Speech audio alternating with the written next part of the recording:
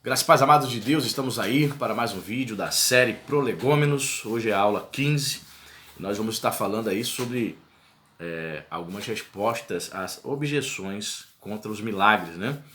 Nos últimos vídeos a gente veio falando sobre isso aí, a possibilidade dos milagres, os milagres, né, no Antigo Testamento, no Novo Testamento.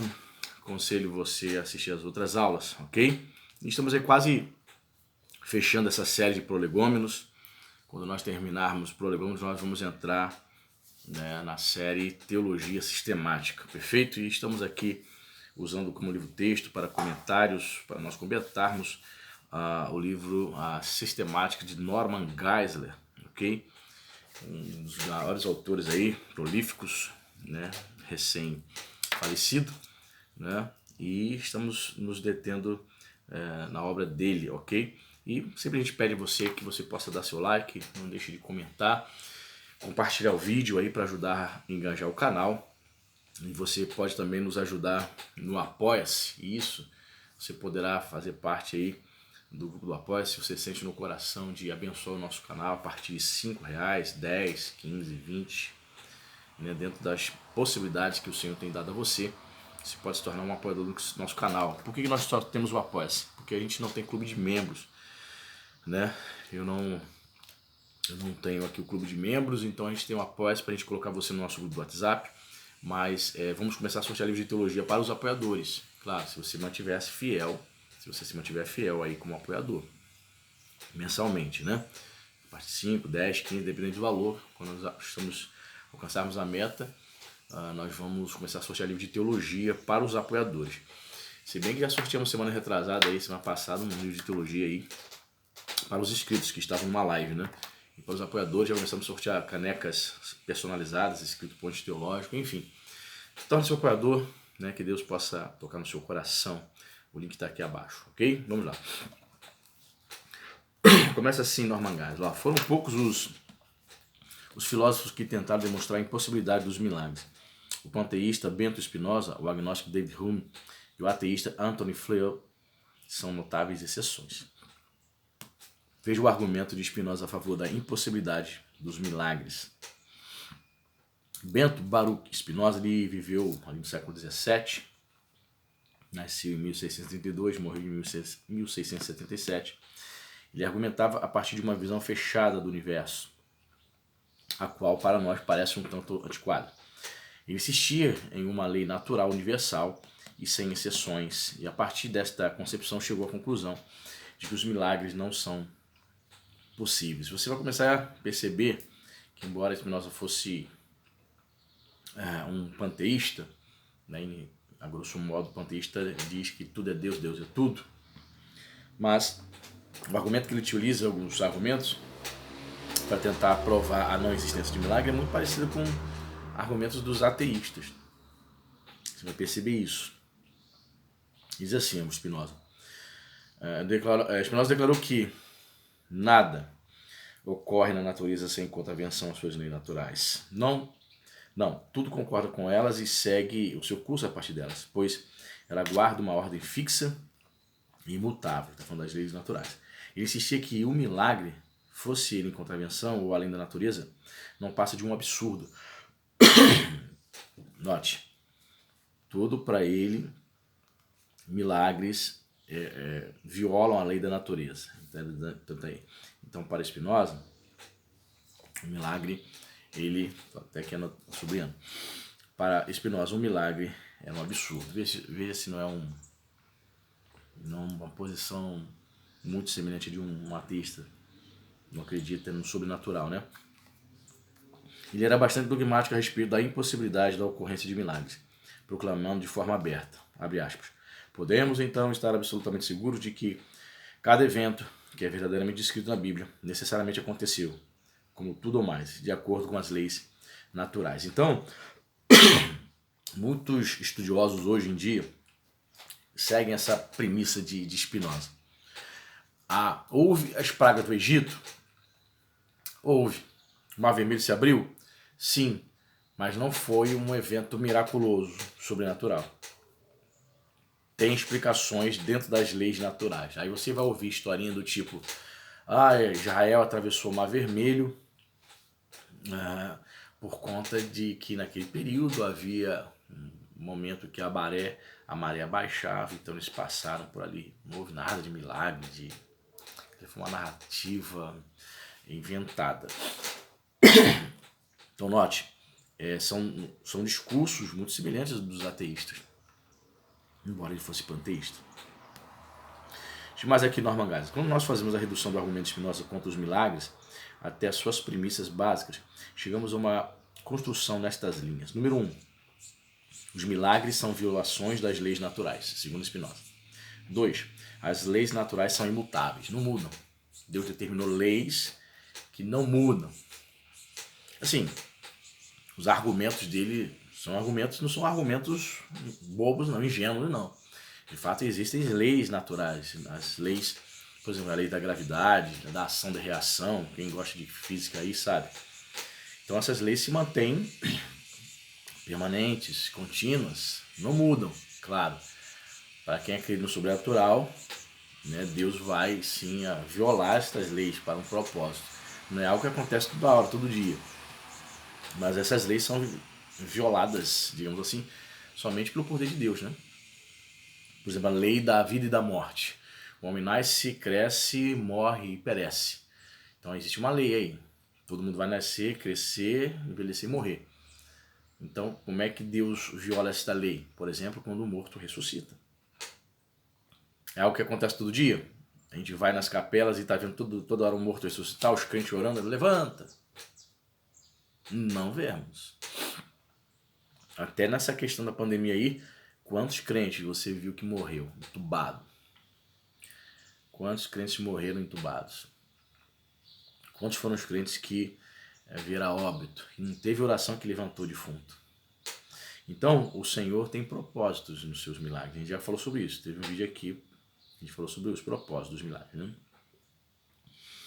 Diz assim, é impossível violarmos leis imutáveis. 3, né? Segundo Spinoza, 4. Portanto, os milagres são impossíveis. Então, quando entra a palavra impossível no discurso, na escrita de um homem, então você percebe que ele é muito mais do que um panteísta, né? Ele é um incrédulo. A segunda premissa é a chave para o seu argumento. A natureza, abre aspas para Spinoza, guarda uma ordem fixa e imutável, fecha aspas. Tudo, abre aspas de novo, tudo necessariamente aconteceu de acordo com as leis naturais, fecha aspas. Aí Norman Geisler rebate ele. Se fosse verdade que nada na natureza ocorre em contravenção às suas leis universais, então Spinoza estaria correto. Crer de maneira diferente não passa de um mero absurdo, segundo ele, né? A fim de apreciarmos o sentido das palavras de Spinoza, precisamos ter em mente que ele foi um racionalista que tentou construir a sua filosofia sobre o modelo geométrico de Euclides. Né? Ou seja, ele acreditava que deveríamos aceitar como verdadeiro somente o que é auto-evidente ou o que é dedutivo a partir do que é evidente. Olha só. Até sublinhar aqui isso. Vou marcar aqui. Ó. Vou repetir para você. Ó. Spinoza dizia o seguinte. Ele acreditava que deveríamos aceitar como verdadeiro somente aquilo que é auto-evidente ou o que é dedutivo a partir do que é auto-evidente. Eu só acredito vendo, automé. Não é incredulidade? Não, incrédulo, cético. Né? Eu só posso acreditar isso aqui, esse livro é verdadeiro.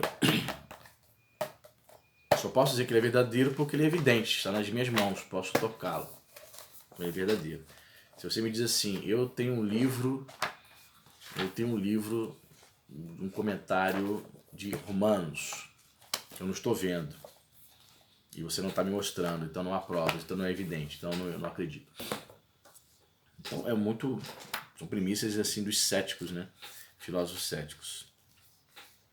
Exemplo do seu contemporâneo francês René Descartes e Spinoza argumentava de maneira geométrica a partir de axiomas em direção às conclusões contidas nestes axiomas.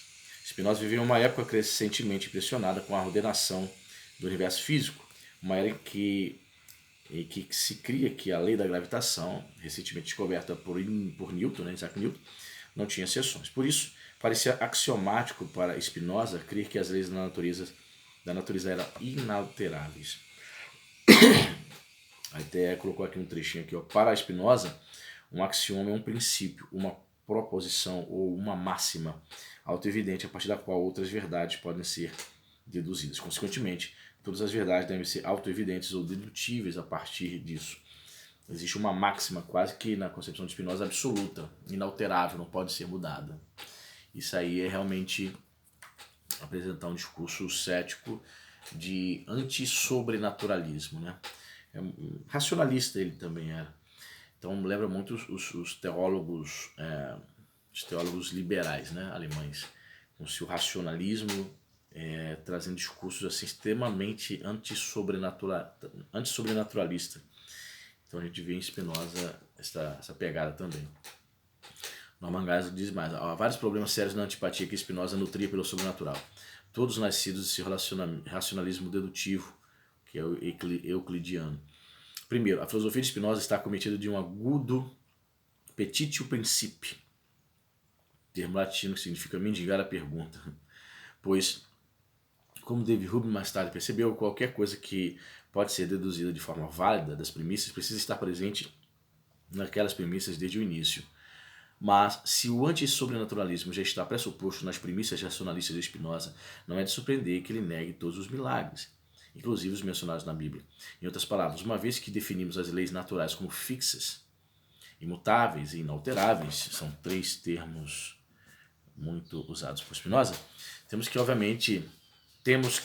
obviamente, será racional afirmar a ocorrência de milagres. Como algo poderia penetrar no impenetrável? Então, Descartes vai falar sobre essa questão que Spinoza utilizava. Ele parte para emitir os seus axiomas, suas declarações, partindo do pressuposto do anti-sobrenaturalismo. Então ele já se debruça sobre a Bíblia com a chamada concepção pré-concebida de que milagre não existe. Então ele vai negar tudo. Isso é um equívoco, né, dos filósofos, né? Além disso, o conceito de lei natural de Spinoza encara a natureza como um sistema fechado e, consequentemente, a lei descreve a forma como as coisas precisam operar. Para a maioria dos cientistas da nossa época, entretanto, o universo é um sistema aberto em que as leis naturais são meramente médias, estatísticas ou probabilidades a respeito da maneira como as coisas funcionam. Se é assim, sempre haverá a partir da perspectiva científica a possibilidade de que possam haver exceções a esses padrões normais. Desse modo, um evento miraculoso somente seria visto como uma anomalia e não como uma violação da lei natural. Consequentemente, no debate científico contemporâneo, os milagres não estão descartados, como estavam para Spinoza, por serem, por definição, impossíveis. Deus é tão misericordioso, né, que ainda continua trabalhando, agindo, operando milagres nos dias de hoje. E não são raros os casos de cientistas, outrora ateus, que ao começarem a estudar essas questões de milagres, essas questões de impossibilidades, e eles viram ali coisas acontecendo. Médicos, quantos médicos já presenciaram fatos que eles mesmo não conseguem explicar?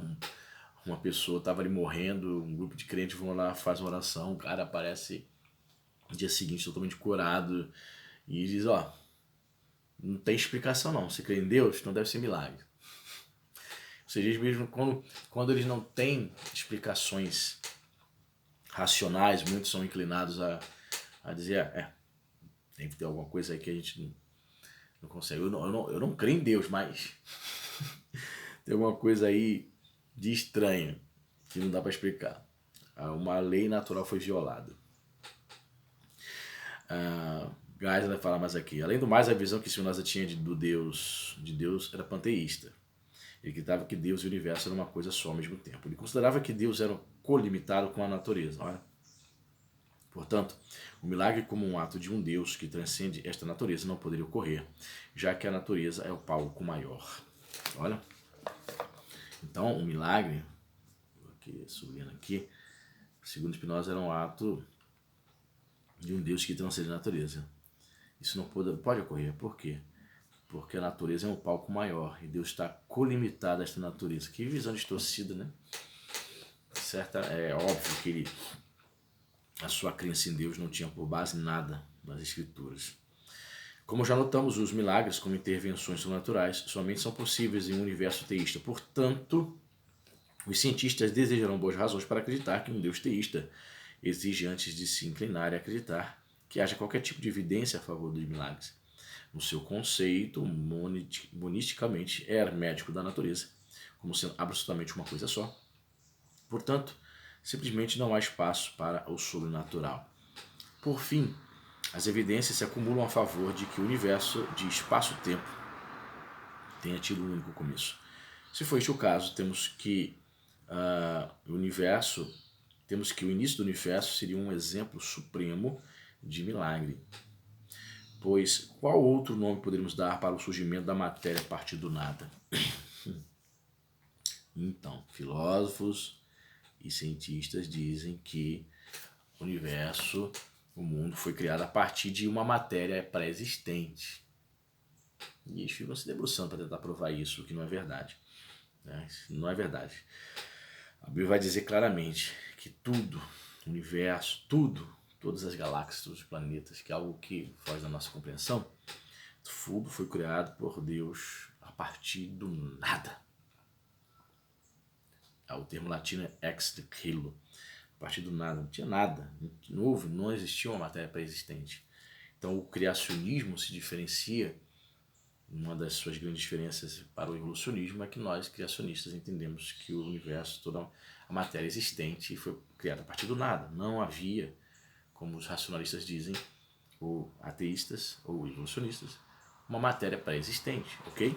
A Bíblia apoia a ideia da criação a partir do nada. Adicionalmente, se concluirmos que o universo teve um início, estaremos desferindo um golpe fatal sobre o conceito que Spinoza fazia de Deus, colocando em xeque a visão naturalista que nega a existência de um Deus transcendente a este mundo físico. Portanto, em vez de levantar objeções contra os milagres, a ciência pode estar retornando, mesmo de maneira relutante, ao sobrenatural. Em qualquer evento, o argumento de Spinoza, de forma alguma, consegue demonstrar a impossibilidade de eventos miraculosos. Em vez disso, demonstra a circularidade da construção mental dos seus argumentos. Então, percebe-se que foi muito influenciado pela filosofia do seu tempo, seguindo aí as leis, seus axiomas fixos. Spinoza não cria num Deus bíblico, mas um Deus panteísta, um Deus limitado, um termo muito interessante aqui, colimitado com a natureza. Deus não era transcendente para Spinoza. Então, são argumentos assim, muito semelhantes, como eu falei aqui no início, muito próximos. É um argumento ateísta, né? As leis naturais são imutáveis, é impossível violar as leis naturais, os milagres são impossíveis. Enfim, então, temos aqui mais um argumento aqui que tenta provar a impossibilidade dos milagres. No próximo vídeo nós vamos falar sobre o argumento de Hume, David Hume, outro filósofo também que dizia isso, que dizia que era impossível que os milagres existissem. Até a próxima, dê o like, compartilhe, Deus te abençoe.